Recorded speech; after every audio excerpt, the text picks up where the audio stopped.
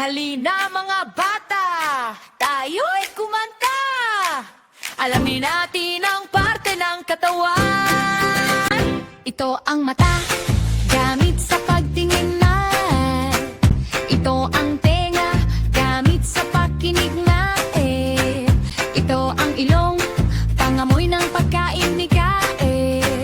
Ito ang bibig, pangitip awitin we.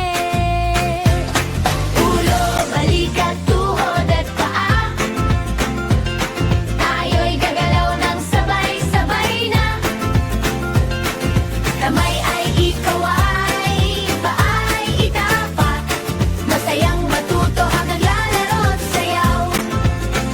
Ito ang kamay, panghawak ng laruan. At ito ang paa, pangtakbo sa daan. At ito ang tiyan, puno kapag kumaindan.